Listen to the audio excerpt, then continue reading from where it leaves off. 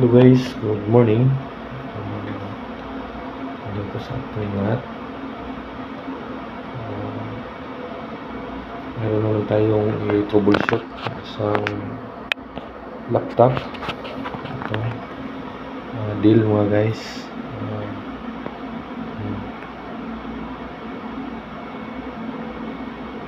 Ito.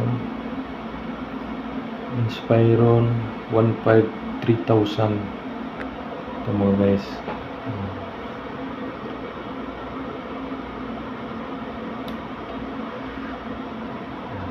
Ang model nito is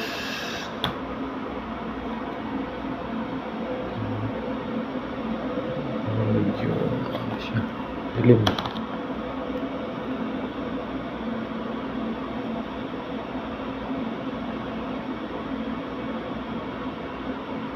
Okay.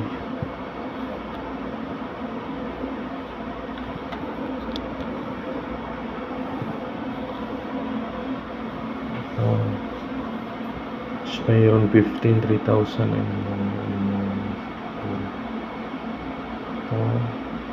ano siya ay tapos ang ano niya nito is Intel Core i3 na siya mga guys, 10G na ang pinaka-latest nito mga guys. Ayan, ang issue pala nito mga guys is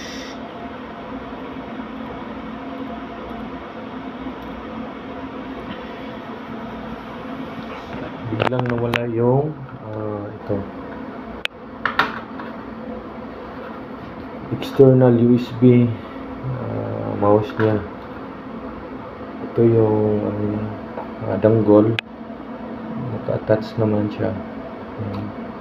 Diba yung mga external mouse ganito may danggol USB, pag niload natin dito sa USB port dapat tutunog yan, tapos magpapap dito sa screen. Ibig sabihin yan nakadetect siya or response niya yung bagong inload natin ng danggol para gumana yung mouse. Ito kahit anong gawin pa dito, naka on and off yung switch niya, wala pa rin mga guys. So ang gagawin natin dito mga guys is napakadaling solusyon. Turn off natin yung or shutdown natin yung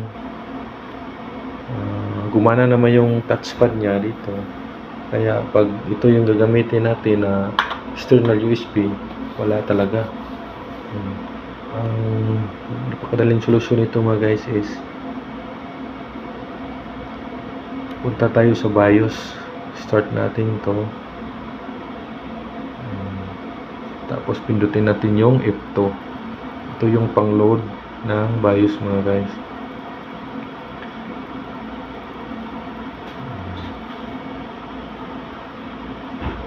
Pindot natin yung F2 para ka-load tayo sa BIOS, papasok.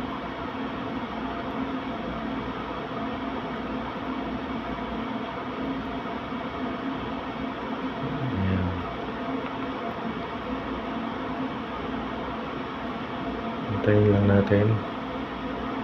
Ayan, preparing BIOS. Ayan, pasok na tayo sa BIOS mga guys. Tapos dito tayo sa system configuration. Ayan, system configuration. Tapos dito tayo sa pinakadulo, makita natin yung ayan, USB configuration mga guys. Ito, kita natin. Ayan. Naka-disable yung enable external USB port. Ayan, siguro mga guys, sabi ng may-ari nito is gumagamit pa daw siya mga kahapon. Tapos nung pag-on niya pila na dalang ginagumana yung ito yung external mouse. Ayan guys, pinalitan pa niyang bagong battery. Kala niya battery yung sira. Ayan o, energizer pa yung pinalit niya. Ganun pa rin, walang nangyari mga guys. Kaya dinala sa akin or sa akin na biling daw, bakit ganun. Ayan, ito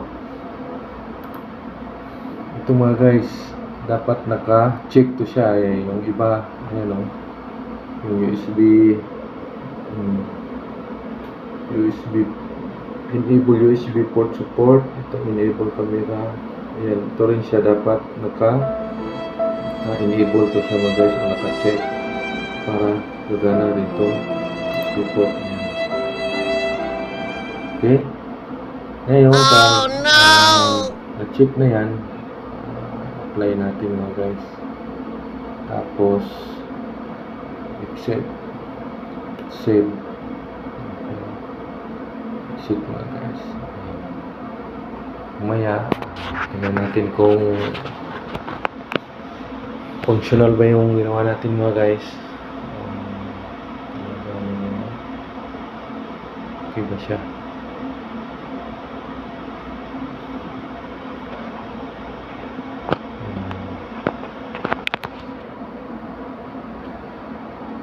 Kasi itong mouse na to, tinanggal ko yung dangle, nilipat ko dito sa isang unit, gumana naman siya. Hindi, ibig sabihin walang problema tong external mouse USB. Dito sa unit yung may problema. Ayan, bumalik na po mga guys. Tapos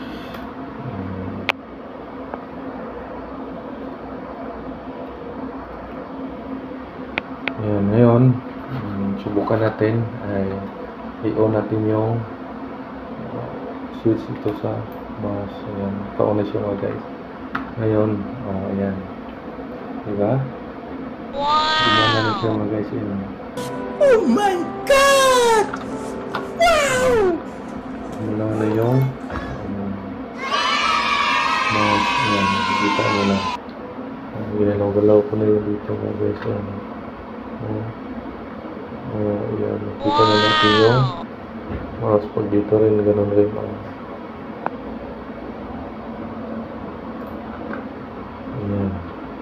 Okay. Yun lang problema po mga guys. Sa mga hindi pa alam,